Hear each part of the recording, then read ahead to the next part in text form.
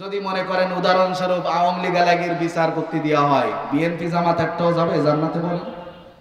যদি অন্য দলের কাছে দেওয়া হয় তে বিরোধী দল যাবে না। কিয়ামতের ময়দানে সমস্ত বিচারের প্রধান বিচারক থাকবে রব্বুল ইজ্জাতুল জালাল। সেদিন ছোট হোক বড় হোক, অন্যায়কারী যারা যে অবস্থায় রয়েছে, বিচার না করে একজনকেও ছাড় দেওয়া হবে না। ঠিক কিনা বলেন? বাংলাদেশের সংসদ থেকে যদি এমন সৎ কাজের আদেশ আর অসৎ কাজের নিষেধ হয়, আমার মনে হয় বাংলাদেশের এই প্রত্যন্ত অঞ্চল পর্যন্ত কোরআনের আওয়াজ পৌঁছাইতে সেকেন্ডও দেরি লাগবে না। ঠিক কিনা বলেন? সংসদ থেকে যদি ঘোষণা আসে আগামী কালকের থেকে ফজরের নামাজে উপস্থিত যে হবে না তার 3 দিন jail. أما بعد فقد قال الله تعالى في كلامه المجيد وفرقانه الحميد أعوذ بالله من الشيطان الرجيم بسم الله الرحمن الرحيم وعد الله الذين آمنوا منكم وعملوا الصالحات ليستخلفنهم في الأرض كما استخلف الذين من قبلهم وليمكنن لهم دينهم الذي ارتضى لهم وليبدلنهم من بعد خوفهم أمنا وقال رسول الله صلى الله عليه وسلم لا يؤمن أحدكم حتى أكون أحب إليه من والده وولده والناس أجمعين إلى آخر الحديث أو كما قال عليه الصلاة والسلام الحمد لله Naopara jute mills gate জামে মসজিদ ও মশরহাটি গ্রামবাসীর উদ্যোগে একদিন ব্যাপী ঐতিহাসিক তাফসীরুল কোরআন মাহফিল। আজকের মাহফিলের প্রধান মেহমান আন্তর্জাতিক খ্যাতি সম্পন্ন মুফাসসিরে কোরআন কারি মাওলানা আব্দুল্লাহ আল আমিন ঢাকা এবং দ্বিতীয় বক্তা হযরত মাওলানা হারুন আর রশিদ আশরাফি সহ স্টেজ প্যান্ডেল এবং বিভিন্ন জায়গায় অবস্থানরত এই জাতির শ্রেষ্ঠ সন্তান উলামা ইকরাম। আজকের প্রধান অতিথি হিসেবে জনাব ইঞ্জিনিয়ার টিএস আইয়ুব অল্প সময়ের ভিতরে ইনশাআল্লাহ এনারা উপস্থিত হয়ে যাবেন। সর্বপ্রথম আমরা ওই মালিকের শানে শুকরিয়া আদায় করি যে আল্লাহ পাক রব্বুল আলামিন আমাদের দুনিয়ার দুনিয়াবি কাজকে ফেলে রেখে আলহামদুলিল্লাহ দরুদ প্রেরণ করি বিশ্ব মানবতা মুক্তির দূত তাজদার মদিনা মাহবুবে কিবরিয়া জেগার গোসায় আমেনা নবী আরবি নবী মুহাম্মদুর রাসূলুল্লাহ সকলে বলি সাল্লাল্লাহু আলাইহি ওয়াসাল্লাম। হেদায়েত কামনা করি যাদের অক্লান্ত পরিশ্রম, যাদের অর্থ মেধার বিনিময়ে আল্লাহ পাক রব্বুল আলামিন এই সুন্দর মজমা কায়েম করার তৌফিক দিয়েছেন, আল্লাহ তাদের উত্তম হেদায়েত দান করুক। সকলে বলেন আমিন।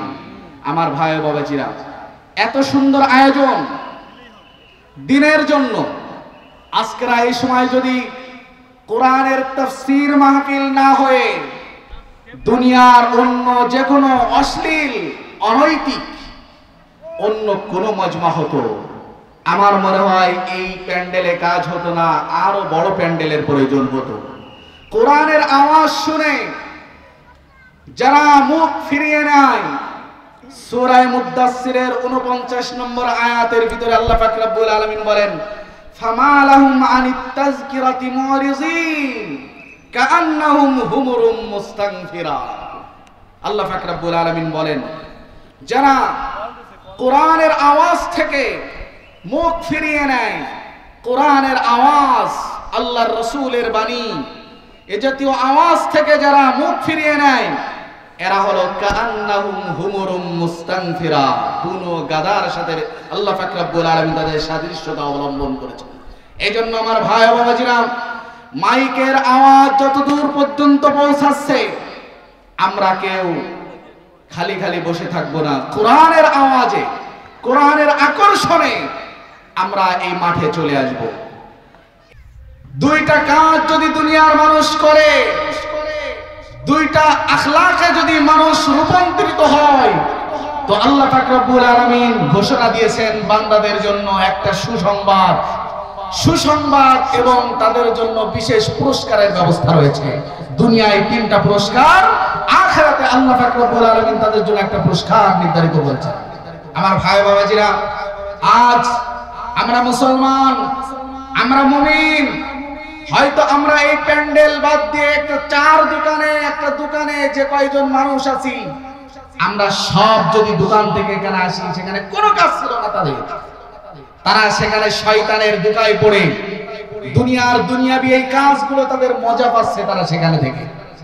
কিন্তু আল্লাহ পাক রব্বুল আলামিন যাদেরকে ভালোবাসবেন, কোরআনকে যারা ভালোবাসবে, তারা এই আওয়াজ শুনে দূরে বসে থাকতে পারবে না।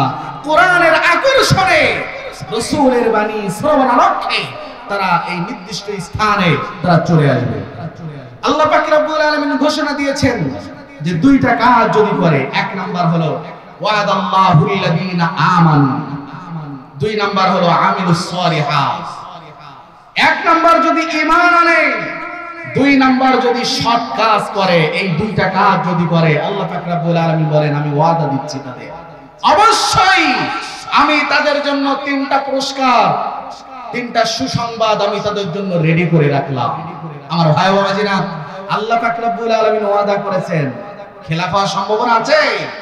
কশিন কালেও না, কারণ আসমানের মালিক তিনি, এই জমিনের মালিক যিনি, আমাকে যিনি সৃষ্টি করেছেন, সব কিছু সৃষ্টিকর্তা যে আল্লাহ, তিনি ওয়াদা দিয়েছেন খেলাফ হওয়ার কোনো সুযোগ নয়। 1 নাম্বার হলো ওয়াদাল্লাহুল লাযিনা আমানু, আল্লাহ ওয়াদা দিয়েছেন যারা ঈমান আনে। ঈমানের বহিঃপ্রকাশ হিসাবে এই যে শাবান মাস আসছে, রমজান, এই রমজান মাসের রোজা একজন ঈমানদারের ঈমানদারিত্বের ভাব প্রকাশ পায় রমজান মাসের রোজার মাধ্যমে। তার কারণ এই পৃথিবীর যত ধরনের ইবাদত আছে, সব ইবাদতগুলো মানুষ দেখানোর জন্য করতে পারে, রোজা কিন্তু মানুষ দেখানোর জন্য রাখে না, ঠিক না বলেন? মানুষ দেখানোর জন্য নামাজ পড়তে পারে, মানুষ দেখানোর জন্য দান খয়রাত করতে পারে, মানুষ দেখানোর জন্য হজ করতে পারে, কিন্তু মানুষ দেখানোর জন্য কোন মানুষ কিন্তু আজ পর্যন্ত কেউ না খেয়ে থাকে না। কেন? সে যে গোপনে থাকে, এক ঘরের ভিতরে আছে। এই ময়দানে বসার বাইরের থেকে আওয়াজ শোনা অনেক পার্থক্য। কেননা যেখানে কোরআন হাদিসের আলোচনা হয়, মাজতামা কওমুন ফি বাইতিন মিন বুয়ুতিল্লাহ ইয়াতলুনা কিতাবাল্লাহি ওয়া ইয়াতাদারাসুনাহু ইল্লা নাযালাত আলাইহিমুস সাকিনাহ ওয়া গাশিয়াতহুমুর রাহমাহ ওয়া হাফফাতুহুমুল মালায়েকা ওয়া যাকারাহুল্লাহু ফি মান ইনদা। যেখানে কোরআন হাদিসের আলোচনা হয়, চতুর্পাশে ফেরেশতারা, একজন ফেরেশতার ঘাড়ের পরে আরেকজন ফেরেশতা, তার ঘাড়ে আরেকজন ফেরেশতা, এভাবে আরশে আজিম পর্যন্ত পুরো মজমাটাকে বেষ্টন করে রাখে এবং আসমান থেকে আল্লাহর রহমত সেখানে নাযিল হয়। সুবহানাল্লাহ। যে কথা আমি বলছিলাম, একটা ঘরের ভিতরে একটা ঘরের দরজা বন্ধ, জানালা বন্ধ, ফ্রিজ ভরা খাবার, হরেক রকম পানীয়, কোনো কিছুর অভাব নাই। এরপরেও যে রোজা আছে, তাকে 1000 বার চেষ্টা করে হলেও এক ঢোক পানি কিন্তু কোন রোজাদার রাখবে, রোজাদার ওই পানি পান করবে না, ঠিক না বলেন?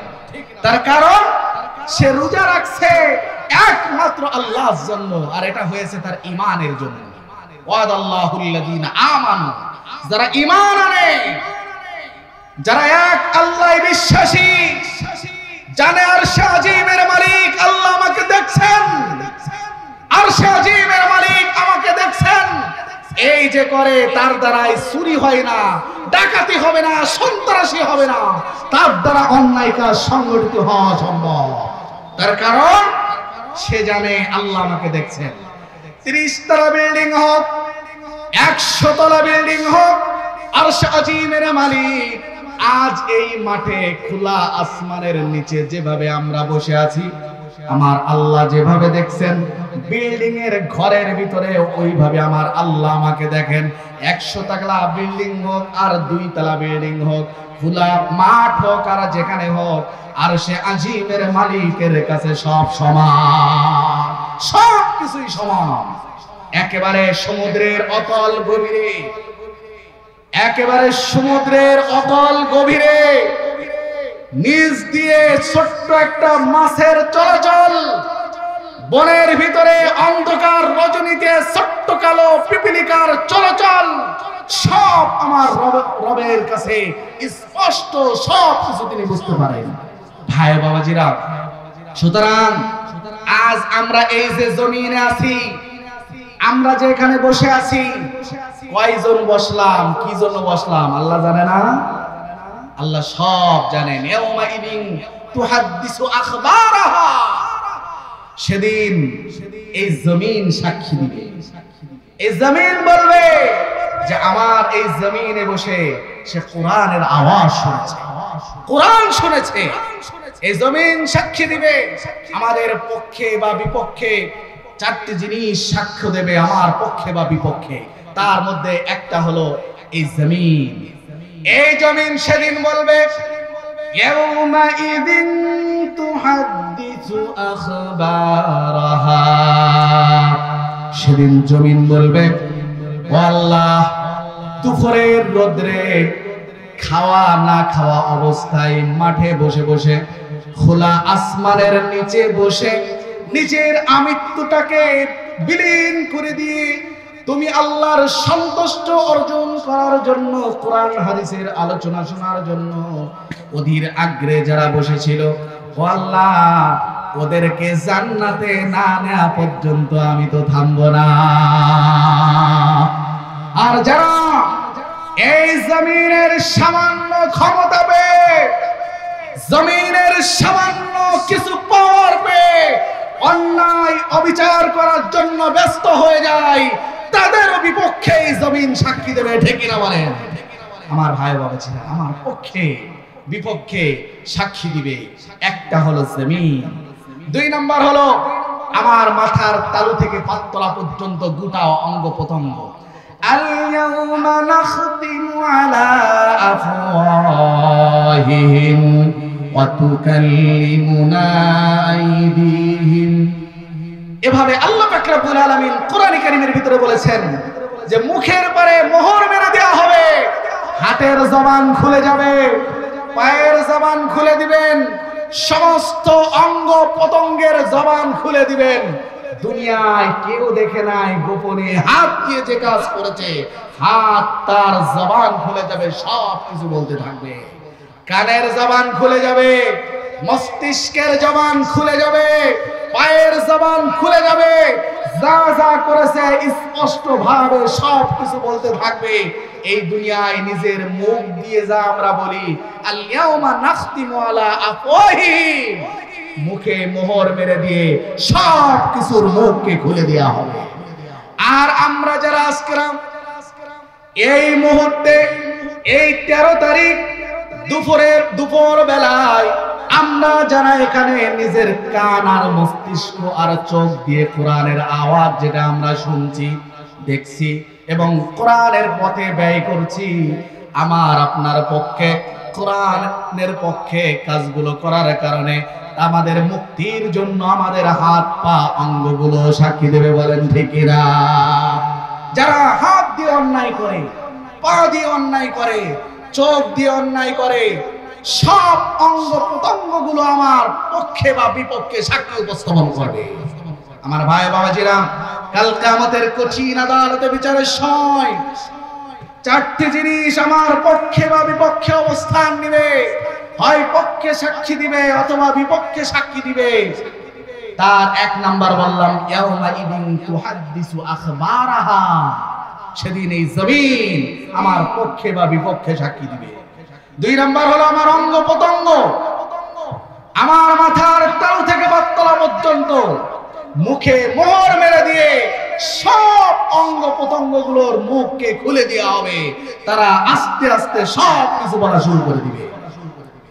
তারপরে তিন নাম্বার হলো কিরামান কাতিবিনা ইয়ালামুনা মা তাফআলুন, আমাদের কাঁধে যে সম্মানিত ফেরেশতাগণ আছেন, আমাদের দুই কাঁধে যে ফেরেশতারা আছেন, আমি ভালো কাজ করেছি নাকি খারাপ কাজ করেছি, এই কাজগুলো যা আমরা করেছি এগুলো সব লিপিবদ্ধ হচ্ছে।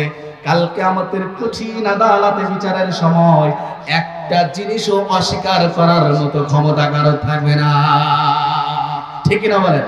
এক সময় মানুষের বাড়িতে লেখা থাকতো কুকুর হইতে সাবধান, ঠিক না বলেন? লেখা থাকতো না? আর এখন লেখা থাকে কি? এই বাড়িতে সিসি ক্যামেরা দ্বারা নিয়ন্ত্রিত, লেখা থাকে না সিসি ক্যামেরা।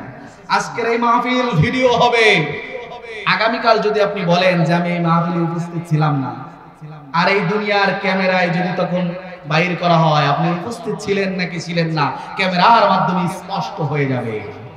দুনিয়ার সামান্য এই মেধা, এই মস্তিষ্কের কারণে, মানুষের এই মস্তিষ্কের দ্বারা আবিষ্কৃত ক্যামেরার মাধ্যমে আপনি এই 13 তারিখ দুপুর বেলা এই মাঠে উপস্থিত হয়েছেন নাকি হননি, এটা যদি প্রমাণ করা যায় তাহলে আল্লাহর আরশে আজিমের ক্যামেরা দ্বারা কোন সময় কোন জায়গায় কি করেছেন সব স্পষ্ট ভাবে আল্লাহর খাতায় লিপিবদ্ধ হয়ে যাবে ভিডিও আকারে, ঠিক কিনা বলেন?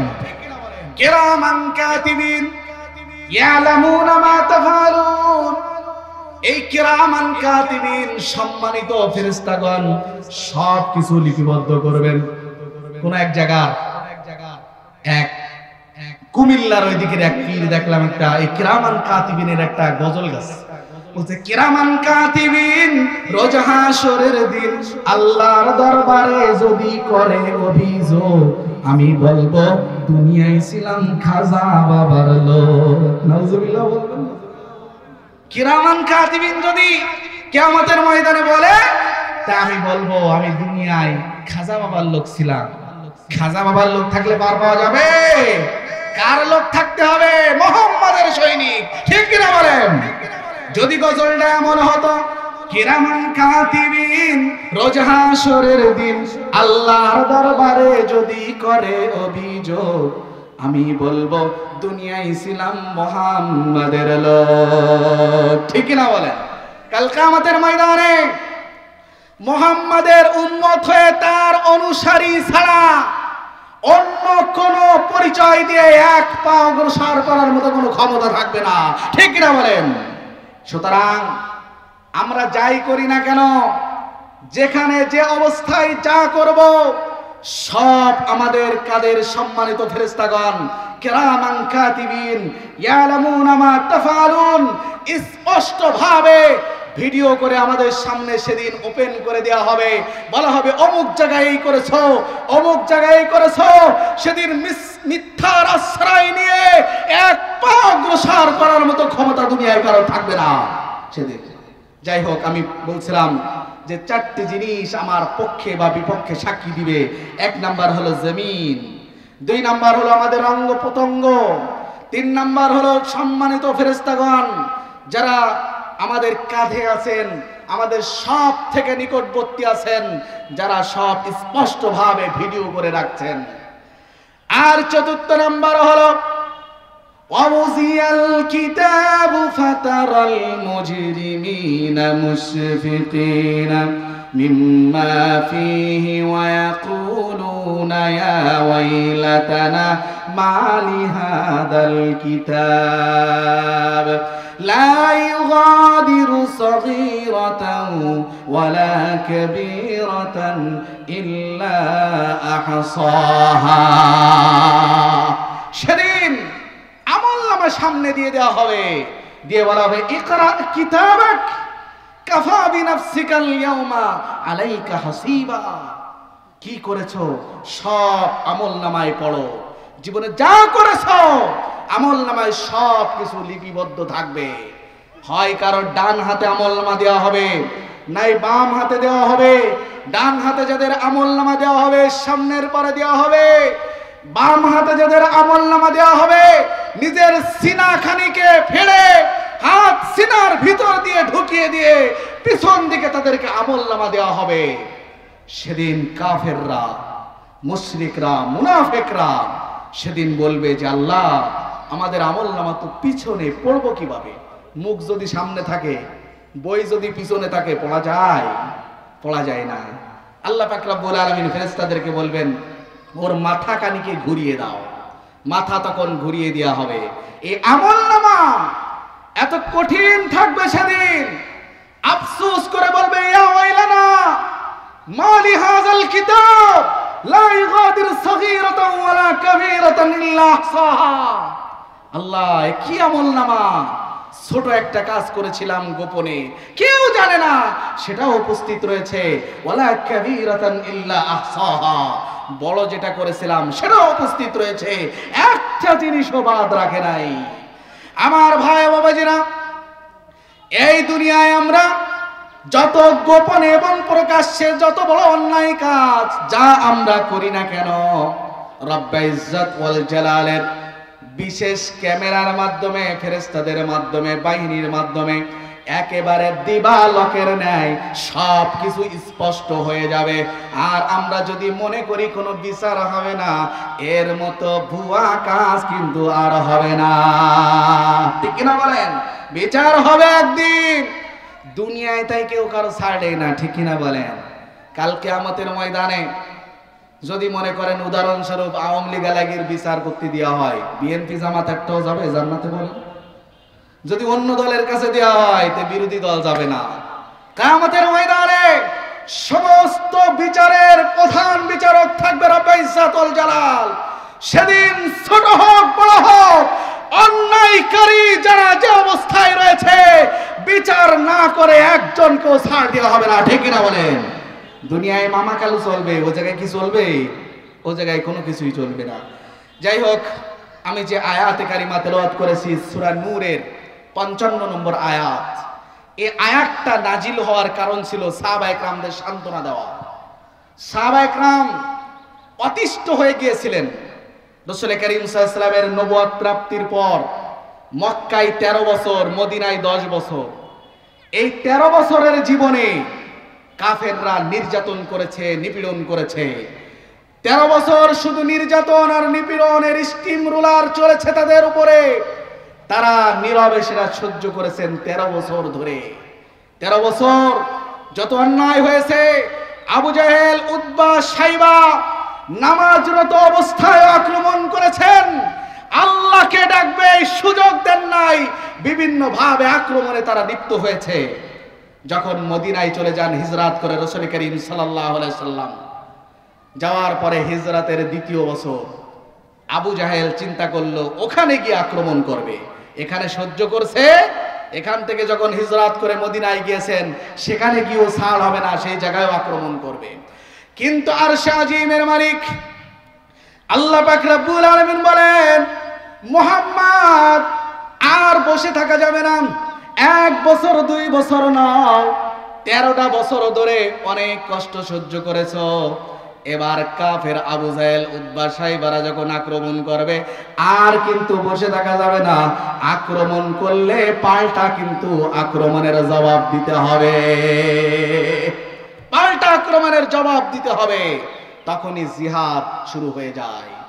বদরের যুদ্ধের সময় ওই দ্বিতীয় হিজরিতে যখন কাফেররা তারা আক্রমণ করার জন্য মদিনার দিকে অগ্রসর হয়ে গেল, 950 অস্ত্রে শস্ত্রে সজ্জিত তারা সন্ত্রাস বাহিনী, তারা যখন আক্রমণের দিকে গেল, মুসলমানরা নিরস্ত্র 313 জন নিরীহ মুসলমান সাহাবায়ে কেরাম নিরস্ত্র ভাবে তারা তাদের মোকাবেলা করলো। আর 950 অস্ত্র শস্ত্রে সজ্জিত ওই কাফের সন্ত্রাসীদের মোকাবেলা করে মুসলমানদের বিজয় হয়ে গেল। ঠিক কিনা বলেন? আজও সে আল্লাহ আছে কিনা বলেন? ভয় পাওয়ার কি কোনো দরকার আছে? না, আল্লাহ তো ঢিল দেন। আল্লাহ কিন্তু একটু ঢিল দিয়ে দেখেন যে আমার মুসলমানরা দেখি বিচলিত হয় কিনা। সাহাবায়ে কেরামরাও বলেছেন মাতা নাসরুল্লাহ, কখন আল্লাহ সাহায্য আসবে। আল্লাহ বলেছেন আলা ইন্না নাসরাল্লাহি করিব, নিশ্চয় আল্লাহ সাহায্য বড় নিকটে। আল্লাহ পাক রব্বুল আলামিন বলেন ইন্না রাব্বাকা লাবিল মিরসাদ, হে আমার বান্দা যারা রয়েছে তোমরা ভয় পেও না, চিন্তা করো না, তোমার রব মিরসদে থেকে সব দেখছেন, স্পষ্ট ভাবে তোমার রবের কাছে সব কিছু দেখছেন। মিরসদ কি জিনিস?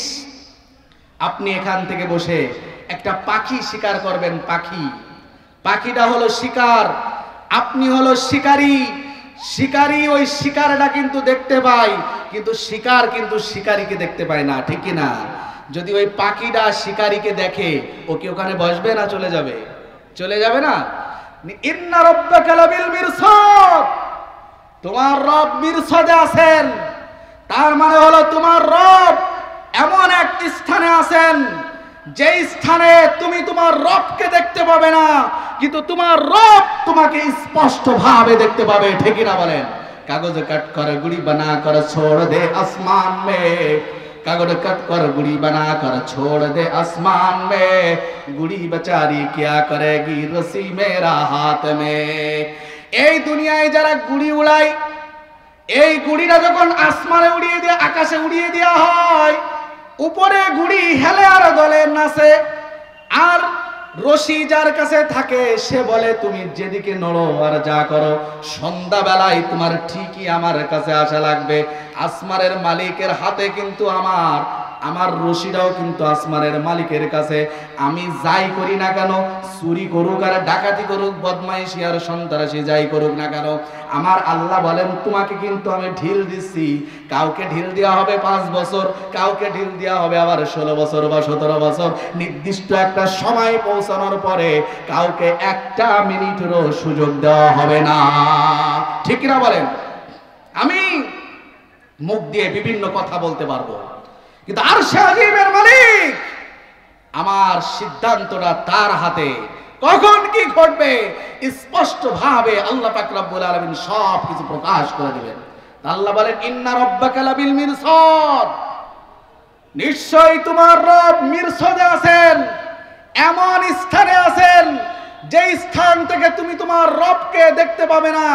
এই দুনিয়ার চোখ দিয়ে রবকে দেখা যায় না। মুসা আলাইহিস সালাম বলেছিলেন না যে আল্লাহ আমি আপনাকে দেখতে চাই। আল্লাহ কি বলেছেন? লান তারানি ওয়ালাকিন ইনজুর ইলাল জাবাল ফাইন ইসতাকাররা মাকানাহু ফাসাউফা তারানি। কি বলেছিলেন? আল্লাহ বলেছিলেন আমাকে দেখা যায় না, ওয়ালাকিন ইনজুর ইলাল জাবাল ফাইন ইসতাকাররা মাকানাহু ফাসাউফা তারানি। অমুক পাহাড়ের দিকে তুমি তাকাও, ওই পাহাড় যদি স্থির থাকে তো আমাকে দেখতে পাবে, ওই পাহাড় যদি স্থির না থাকে আমাকে দেখা যাবে না। মুসা আলাইহিস সালাম কি দেখতে পেরেছিলেন? না, তুর পর্বত কিন্তু পুড়ে কয়লা হয়ে গিয়েছিল। কিন্তু আমার নবী মেরাজের রজনীতে আমার নবী আল্লাহ পাক রব্বুল আলামিনের সাথে সাক্ষাৎ করেছেন। ওয়ান নাজমি ইযা হাওয়া মা যাল্লা সাহিবুকুম ওয়া মা গাওয়া ওয়া মা ইয়ানতিকু আনিল হাওয়া ইন হুয়া ইল্লা ওয়াহয়ুন ইউহা। আমার আল্লাহ পাক রব্বুল আলামিন মেরাজে আল্লাহ পাক রব্বুল আলামিন সরাসরি আল্লাহ পাক রব্বুল আলামিনের দিদার হয়েছে, কথা বলেছেন। কিন্তু মুসা আলাইহিস সালাম বলেছিলেন আল্লাহ আমি আপনাকে দেখতে চাই। বলেছিলেন লান তারানি, আমাকে দেখা যাবে না, ওয়ালাকিন ইনজুর ইলাল জাবাল ফাইন ইসতাকাররা মাকানাহু ফাসাউফা তারানি। তুমি অমুক পাহাড়ের দিকে তাকাও, পাহাড় যদি স্থির থাকে তো আমাকে দেখতে পাবে, পাহাড় যদি স্থির না থাকে তো আমাকে দেখা যাবে না। এই চোখ দিয়ে আল্লাহকে দেখা সম্ভব নয়, কিন্তু আল্লাহ পাক রব্বুল আলামিন আমরা কখন কোথায় কি করছি সব স্পষ্ট দেখতে পাচ্ছেন। আল্লাহ কোথায় আছেন? وَنَحْنُ أَقْرَبُ إِلَيْهِ مِنْ حَبْلِ الْوَرِيدِ। আমার আল্লাহ আমার শারগের থেকেও নিকটে আছেন। আমার সারাগের থেকেও আমার আল্লাহ আমার কাছে আছেন, কখন কি করছি সব স্পষ্টভাবে আমার আল্লাহ দেখছেন সব কিছু। যাই হোক আমার ভাই বাবাজিরা, এই সূরা নূরের 55 নম্বর আয়াত আল্লাহ পাক রব্বুল আলামিন সাহাবায়ে কেরামের মনের বাসনাকে সান্ত্বনা দেওয়ার জন্য, মনের কথাকে প্রশ্নকে সান্ত্বনা দেওয়ার জন্য আয়াত নাজিল করেছিলেন। সাহাবায়ে কেরাম 13 বছর নির্যাতিত হয়েছেন, মক্কায় 13 বছর কষ্ট সহ্য করার পরে যখন মদিনায় 10 বছর থেকেছেন, মদিনায় যাওয়ার পরে কাফের আবু জাহেল, উতবা, সাইবা, কাফেরের গোষ্ঠীরা তারা যখন আক্রমণ করার চেষ্টা করেছে, আল্লাহ বলেছেন যে আর এবার সহ্য নয়, এবার অন্যায়ের প্রতিবাদ হবে, মোকাবেলা হবে। এই মোকাবেলা আবার 10 বছর চলেছে। সাহাবায়ে কেরামের মনের ভিতরে প্রশ্ন আসছে, ইয়া রাসূলুল্লাহ, মক্কায় 13 বছর কষ্ট সহ্য করলাম, কষ্টে কষ্টে সময় গিয়েছে, আবার মদিনায় আসলাম, সেখানেও আবার অন্যায়ের প্রতিবাদ হচ্ছে, সেখানেও জিহাদ করতে হচ্ছে, তাহলে আমাদের কি কোনো শান্তি হবে না? আমাদের কি সারা জীবন এই জিহাদ করে যেতে হবে? আমাদের কি কোনোদিন শান্তি ফিরবে না? এই প্রশ্ন রাসূল করিম সাল্লাল্লাহু আলাইহি ওয়াসাল্লামের সাহাবাদের মনের ভিতরে আসলো। তার সান্ত্বনার জন্য এই আয়াত নাজিল হয়। আল্লাহর কাছে যারা প্রিয় হয়, যারা যত প্রিয় তাদের দুনিয়ার কষ্ট তত বেশি, ঠিক না? আমরা যদি কষ্টে থাকি, মনে করতে হবে প্রতিটা কষ্টের পিছনে আমার আল্লাহর বিশেষ এক ভালোবাসা আর দয়া আছে, ঠিক না বলেন? আইয়ুব আলাইহিস সালাম মাথার তালু থেকে পাতলা পর্যন্ত গোটা বডিটা যখন পচে গিয়েছিল, জিহ্বার কাছে গিয়ে পোকা যখন কামড়াতে শুরু করলো, জিবরিল আমিন আলাইহিস সালাম সালাম দিলেন, আইয়ুব আলাইহিস সালাম সালামের উত্তর দিতে পারলেন না। জিবরিল আমিন আলাইহিস সালাম মনে করলেন আইয়ুব মনে হয় অসন্তুষ্ট হয়েছে।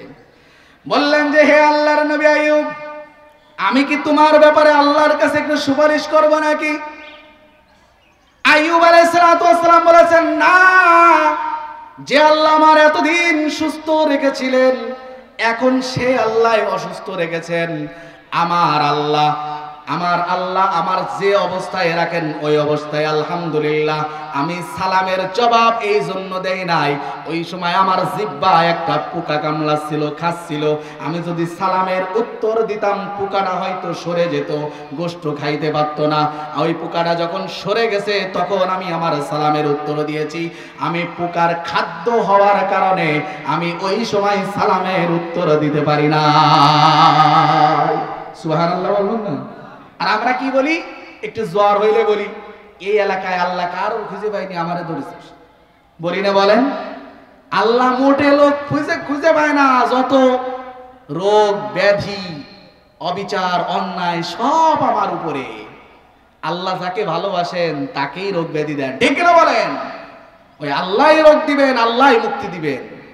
ইব্রাহিম আলাইহিস সালামকে নমরুদ যখন আগুনের ভিতরে ফেললো, জিবরিল আমিন আলাইহিস সালাম বলেছিলেন যে হে ইব্রাহিম, তোমার ব্যাপারে কি আমি একটু সুপারিশ করব আল্লাহর কাছে? ইব্রাহিম আলাইহিস সালাম কি বলেছিলেন সেদিন? যে না, আমার সুপারিশ করা লাগবে না, কেননা আগুনের মালিক যিনি, ইব্রাহিমের মালিক তিনি, নমরুদের মালিকও তিনি, আসমানের মালিকও যিনি, জমিনের মালিকও তিনি, ঠিক কিনা বলেন? তখন আল্লাহ পাক রব্বুল আলামিন বলেছিলেন ইয়া নারু কুনি বারদান ওয়া সালামান আলা ইব্রাহিম। আমরা সে আল্লাহর বান্দা, ঠিক না বলেন? আজও সে আল্লাহ আছে নাকি? আল্লাহর কি একটু বয়স বেশি হয়ে গেছে? নাউজুবিল্লাহ। না, আমার আল্লাহ সেদিনও যেমন ছিলেন এদিনও তেমন। ইব্রাহিমের মতো ঈমান থাকলে আগুন ফুল বাগিচা আমাদেরও হবে। ইউনূস আলাইহিস সালামের মতো ঈমান থাকলে মাছের পেটে আমাদের আশ্রয়স্থল হবে। সুতরাং আমার ভাই বাবাজিরা, আমাদের ঈমানও তেমন দরকার, ঠিক কি না?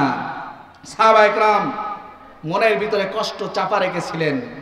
আল্লাহ পাক রব্বুল আলামিন ঘোষণা দিলেন যে হে আমার দোস্তের উম্মতেরা, এ মুহাম্মাদের উম্মতেরা, ওয়াদাল্লাহুল্লাযীনা আমানু ওয়া আমিলুস সালিহাত, আমি আল্লাহ ওয়াদা করে দিলাম যারা ঈমান আনবে, সৎ কাজ করবে, তাদের জন্য আমি 3টা পুরস্কার দুনিয়ায় রেখে দিলাম। টেনশন করার কোনো কারণ নাই, 3টা পুরস্কার আমি রেখে দিলাম। 1 নাম্বার হলো ঈমান আনা, 2 নাম্বার হলো সৎ কাজ করা, সৎ কাজ, ভালো কাজ করা। আল্লাহ পাক রব্বুল আলামিন কোরআনে কারীমের ভিতরে বলেন, কুনতুম খায়রা উম্মাতিন উখরিজাত লিন-নাস তা'মুরুনা বিল মা'রুফি ওয়া তানহাউনা আনিল মুনকার। আমার ভাই বাবাজিরা, আমি দেখতে পাচ্ছি মাঠের চতুর্পাশে কিছু ভাইরা দাঁড়িয়ে আছেন। কেন দাঁড়িয়ে আছেন আমি জানি না। নিশ্চয় আমরা তো মাহফিল শুনতে আসছি মনে হয়। যারা এই মাহফিলের চতুর্পাশে আছে বাইরে, তারা কিন্তু এখানে আসে নাই। আমরা এই ভিতরে এসে কেন মাহরুম হচ্ছি? আমরা তো ভিতরেই আছি। আমরা মনে করতে পারি আমরা ভিতরে আছি, বাইরে দাঁড়ায় থাকলেও তো ভিতরে এরিয়ায়।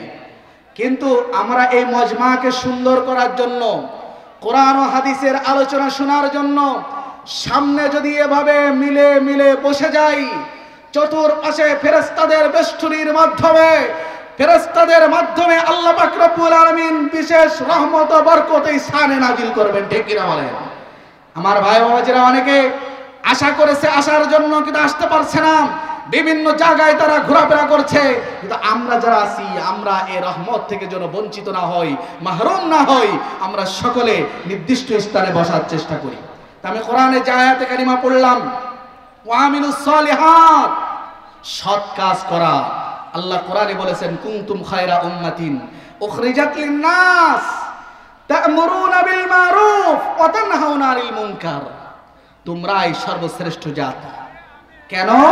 কেননা তোমরা তা'মুরুনা বিল মা'রুফ, তোমরা সৎ কাজের আদেশ দেবে, ওয়া তানহাউনা আনিল মুনকার, অসৎ কাজ থেকে বাধা দিবে।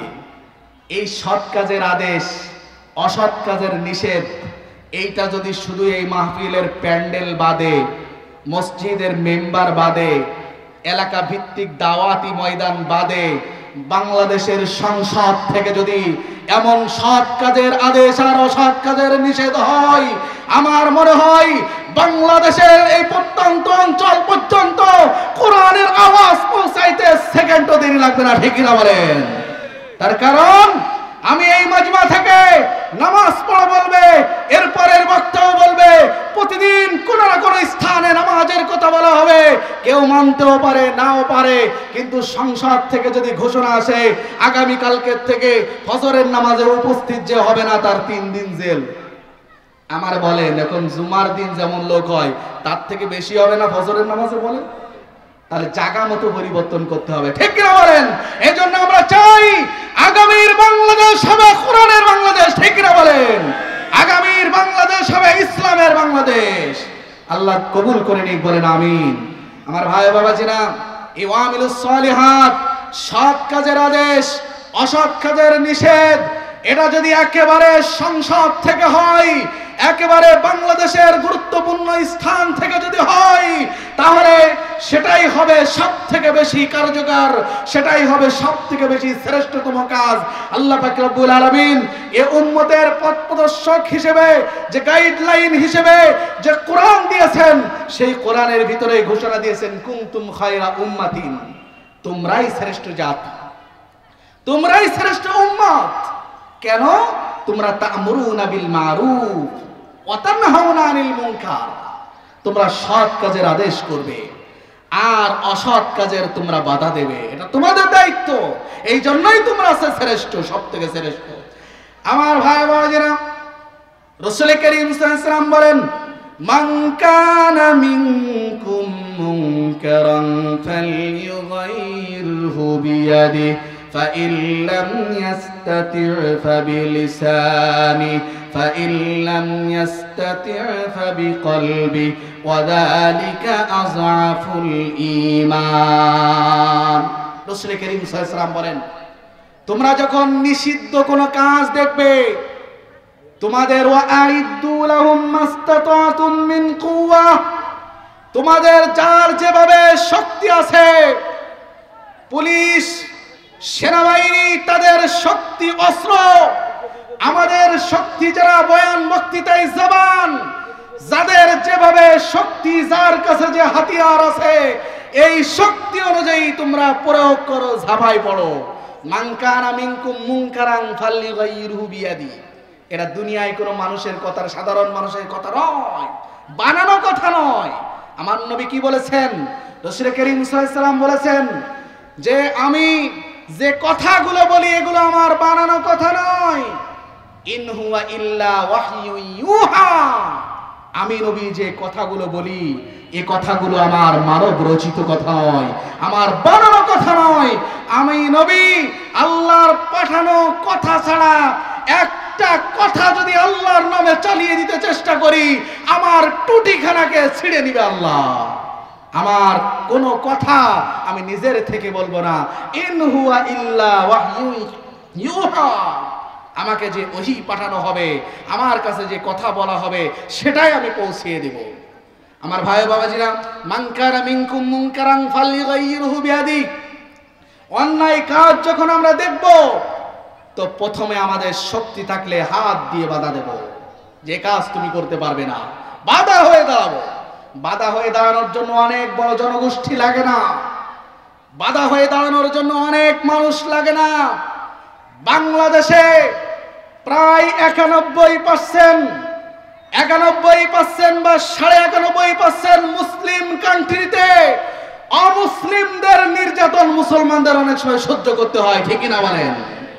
আমার ভাই বাবাজিরা, আমরা মুসলমান হয়েও কিছুই করতে পারি না। আমরা মুসলমান হয়েও অনেক সময় অমুসলিমের ভাবমূর্তি নিয়ে আমাদের থাকতে হয়। রাসূল সাল্লাল্লাহু আলাইহি ওয়াসাল্লাম স্পষ্ট বলেছেন, মান কানা মিনকুম মুনকারান ফালইগাইরহু বিয়াদি। অন্যায় কাজ দেখলে সর্বপ্রথম তোমার সাধ্য অনুযায়ী হাত দিয়ে তাদেরকে প্রতিবাদ করে দেওয়ার চেষ্টা করো। যদি এটা সম্ভব না হয় তাহলে কি করবে? তাহলে ফাইল্লাম ইয়াস্তাতি ফাবিলিসানি। জবান দিয়ে, যেখানে মাইক পাইবে, মাইক ছাড়া হোক, যাই হোক, তোমার জবানের শক্তি অনুযায়ী তুমি তাদেরকে প্রতিবাদ করার, তাদেরকে বাঁচিয়ে রাখার তুমি চেষ্টা করো। এটা তোমার দায়িত্ব। 3 নম্বর হলো, এটাও যদি সম্ভব না হয়, ফাইল্লাম ইয়াস্তাতি ফাবিকলবি। আপনার হাতের শক্তি নাই, অস্ত্রের শক্তি নাই, আপনার জবান দিয়েও বলার কোনো ক্ষমতা নাই। বিগত টার্মে আমরা বেশ কিছু বছর এমন হয়েছে, আমাদের সব থেকে নিকটতম রাষ্ট্র ভারতে আমরা দেখেছি মুসলমানদেরকে, সংখ্যালঘু মুসলমানদেরকে কিভাবে নির্যাতন করা হয়েছে, নিপীড়ন করা হয়েছে, ঠিক না বলেন? মুসলমানরা নামাজ পড়ছে, লাঠি মেরে তাদের নামাজকে ভেঙে দেওয়া হয়েছে, মসজিদের ভিতরে ঢুকেছে, গুলি করা হয়েছে। বিভিন্ন ভাবে মুসলমানদের উপরে, ইসলামের উপরে নির্যাতন আর নিপীড়নের স্টিম রুলার চালানো হয়েছে। আমরা সব থেকে নিকটতম সংখ্যাগরিষ্ঠ মুসলিম রাষ্ট্র হওয়া সত্ত্বেও আমাদের জবান থেকে একটা কথা বলারও আমরা সুযোগ পাই নাই, ঠিক না বলেন? কথা বলার আগেই বিভিন্ন ট্যাগ লাগিয়ে দেওয়া হয়েছে, ঠিক না? ফাইল্লাম ইয়াস্তাতি ফাবিলিসানি যদি এমন হয়, তাহলে যেন ফাইল্লাম ইয়াস্তাতি ফাবিকলবি, তুমি অন্তর থেকে ঘৃণা করবে। এই ঘৃণা করার মতো সাহস যদি তোমার না থাকে, তুমি কশিন কাল মুমিন আর মুসলমান হতে পারবে না, ঠিক না? যাই হোক আমার ভাই বাবাজিরা, আল্লাহ পাক রব্বুল আলামিন এই সূরা নূরের 55 নম্বর আয়াতে 2টা কথা বলেছেন যে যদি আমার বান্দাদের ভিতরে, হে নবী, আপনার উম্মতের ভিতরে, মুসলমানদের ভিতরে 2টা কাজ যদি তারা করে, ওয়াদাল্লাহুল্লাযীনা আমানু ওয়া আমিলুস সালিহাত, তারা যদি ঈমান আনে আর সৎ কাজ করে, এই 2টা কাজ যদি তারা করে, তো তাদের জন্য 3টা পুরস্কার রয়েছে। এটা আমি আল্লাহ ওয়াদা করছি, আল্লাহ ওয়াদা করেছেন, এটা কোশ্চিন কালেও খেলাফ হবে না। সন্দেহ আছে কারো? সন্দেহ আছে না। একটা হলো লা ইস্তাখলিফান্নাহুম ফিল আরদি কামা ইস্তাখলাফাল্লাযীনা মিন ক্বাবলিহিম। আল্লাহ পাক রব্বুল আলামিন বলেন, যারা ঈমান আনবে আর সৎ কাজ করবে তাদের আমি দুনিয়ায় 3টা পুরস্কার দেব। 1 নাম্বার পুরস্কার হলো এই জমিনের রাজত্ব, কর্তৃত্ব আর ক্ষমতা আমি মুসলমানদের হাতেই দিয়ে দেব। সুবহানাল্লাহ বলবেন না? এখন সারা বিশ্বে প্রকাশ্য বা গোপন ভাবে মুসলমানদের হাতে কিন্তু ক্ষমতা নাই, ঠিক কিনা? মুসলমানরা অনেকে নাম করা আমাদের বাংলাদেশেও বিগত 50 বছর ধরে তো মুসলমান ছাড়া হিন্দুরা তো ছিল না, ছিল নাকি? কিন্তু নামধারী মুসলমান আর বাস্তবিক মুসলমান হয়ে যদি কোরআনের আওয়াজ শুনতে আমার কষ্ট হয়, মুসলমান হয়ে যদি আমার কোরআনের আওয়াজ যদি অ্যাবাউট করে চলতে হয়, আমি নামধারী মুসলমান, জন্মসূত্রে মুসলমান, বাস্তবিক ভাবে আমি মুসলমান নয়, ঠিক না? লাস্তাখলিফান্নাহুম ফিল আরদ কামা ইসতাখলাফাল্লাযীনা মিন ক্বাবলিহিম, এগুলো কিন্তু কোরআনের কথা, ঠিক কিনা? কোরআনের কথা না এটা? আপনারাও দেখবেন সূরা নূরের 55 নম্বর আয়াত, আপনারা বাসায় গিয়ে কোরআনের আয়াতের তরজমা তাফসীর দেখবেন। আমি তো একেবারে তরজমাটাই বলছি, তাফসীর তো আর না, তরজমাটাই দেখবেন। লা ইসতাখলিফান্নাহুম ফিল আরদ কামা ইসতাখলাফাল্লাযীনা মিন ক্বাবলিহিম, তোমাদের পূর্ববর্তী জাতিদের ভিতরে গোটা মুসলিম জাহান পরিচালনা করেছেন হযরত আবু বকর, হযরত ওমর, হযরত উসমান, হযরত আলী সহ রাদিয়াল্লাহু আনহুম আজমাইন সহ সমস্ত মুসলমানরা যেভাবে কামাস্তাখলাফাল্লাযীনা মিন ক্বাবলিহিম, তোমাদের ইতিপূর্বেও আরো পূর্বেও যারা এভাবে রাজত্ব, কর্তৃত্ব, নেতৃত্ব চালিয়েছেন, যেমনি যারা ঈমান আনবে, সৎ কাজ করবে, তাদেরকেও আমি খেলাফতি এবং রাজত্ব, কর্তৃত্ব দান করব, ঠিক না? 2 নাম্বার হলো ওয়ালা ইউমাক্কিনান্না লাহুম দীনাহুমুল্লাযী ইরতাযালাহুম, আমি তোমাদের জন্য দিনকে, ইসলাম ধর্মকে আমি স্থির করে দেব। কেননা রাত্রে বেলায় সাপ হয়ে কামড়াবে, দিনের বেলায় উজা হয়ে ঝাড়াবে, এমন মুসলমান নয়। রাত্রে যার চরিত্র তেমন, দিনের বেলায় চরিত্র তেমন, জাহের আর বাহের, রাত আর দিন নয়, প্রকাশ্য ময়দান আর ঘরের ভিতরে নয়, স্পষ্ট ময়দানের মতো এমন প্রতিষ্ঠিত দিন ইসলামকে আমি দান করে দেব। সুবহানাল্লাহ। আমার ভাই বাবাজিরা, 2 নাম্বার পুরস্কার এটা।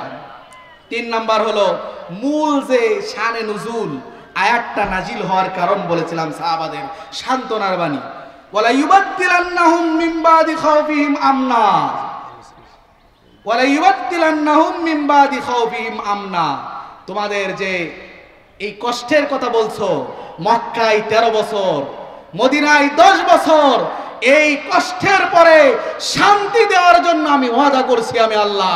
ঈমান আনো, সৎ কাজ করো, তোমাদের নিরাপত্তার শান্তি দেওয়ার জন্য আমি আল্লাহ বদ্ধপরিকর ওয়াদা করলাম, ঠিক কিনা? আল্লাহ পাক রব্বুল আলামিন স্বল্প সময়ে আমরা যে কোরআনে কারীম থেকে, কোরআন ও হাদিস থেকে যে আলোচনা শুনলাম, আল্লাহ আমাদের আমলের জিন্দেগিতে বাস্তবায়ন করার তৌফিক দান করুক। সকলে বলেন আমিন। ওয়া আখিরু দাওয়ানা আলহামদুলিল্লাহি রাব্বিল আলামিন। আসসালামু আলাইকুম ওয়া রাহমাতুল্লাহ।